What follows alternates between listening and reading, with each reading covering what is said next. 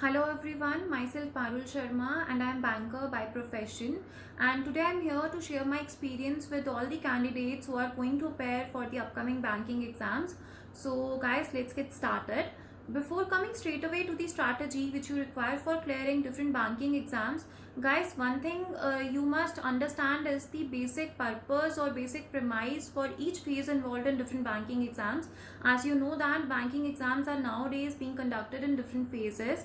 There are three phases for your PU level exam and two phases for your clerical level exam. First comes your pre, then there's your mains, and if you are preparing for PU exam, then there's another phase which you call it as an personality test or interview.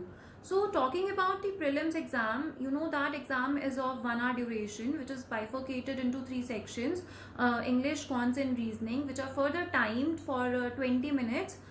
So you need to understand that in those very 20 minutes, what examiner is going to test you for is not your in-depth knowledge or your understanding of the various topics, but instead what you are going to be tested is for your speed along with the accuracy, and both these things you can build upon or you can work upon by giving more and more mocks.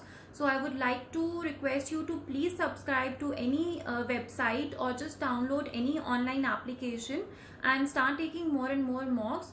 And as you will take more mocks, you will yourself witness your progress in terms of your efficiency, speed, accuracy, which will definitely boost your morale also, and you will feel more comfortable while giving your actual exam on the day of it. So this is all about prelims. This will suffice and you will very easily get through this very phase. One tip I would like to give you is that just work on your computational skills, because in examination you won't be able to carry your calculator along with you. So just try to memorize tables up till 20. Just learn squares, cubes, square roots up till 20, 30 or whatever number you can. And this is all. This will help you out anyway in your prelims and mains also. Now coming to the mains examination, which I think is the most important part, most important phase for the in the entire process of this examination, and this is the phase which will actually get you your selection.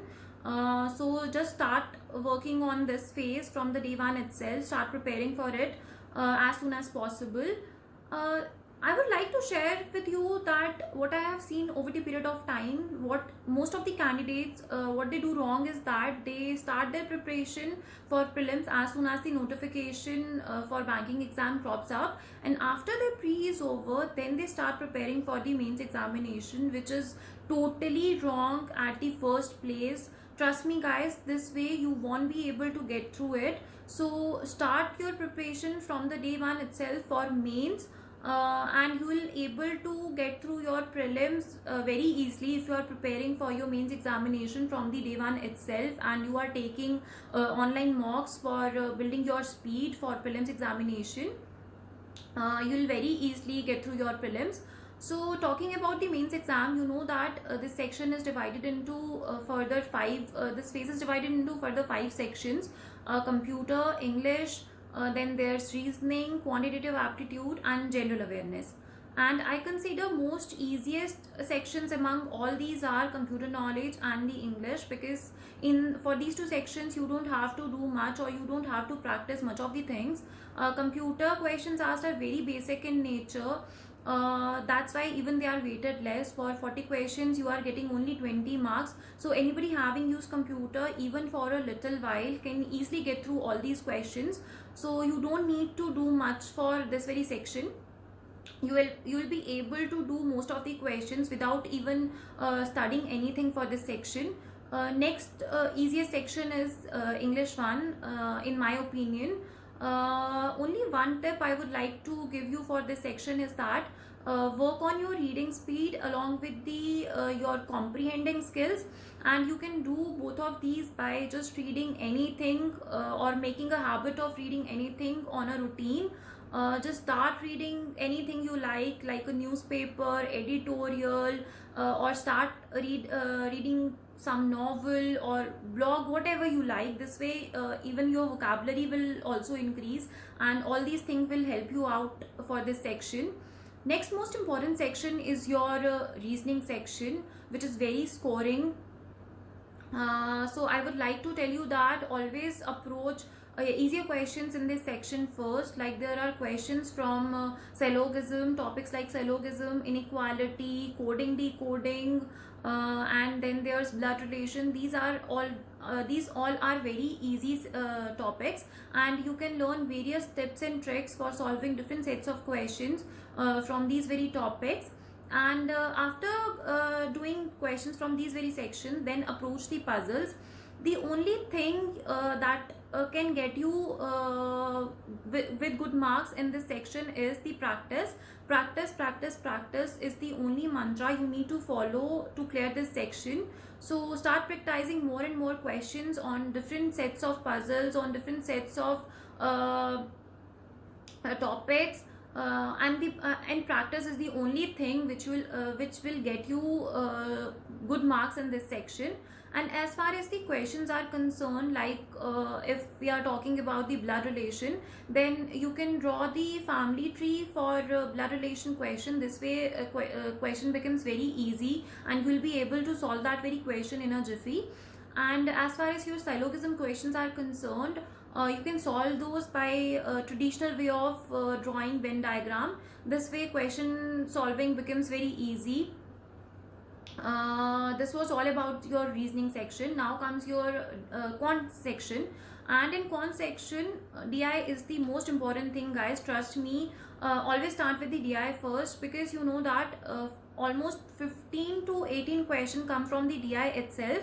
And in one set of DI there are always 4 or 5 questions involved in a particular set of DI. And even if you are taking 6 to 7 minutes or 8 minutes for solving a particular set of DI, even then your per question timing would be approximately between 1 to 1.6 minutes or 1.5 minutes. So that is quite considerate while talking about the DI section.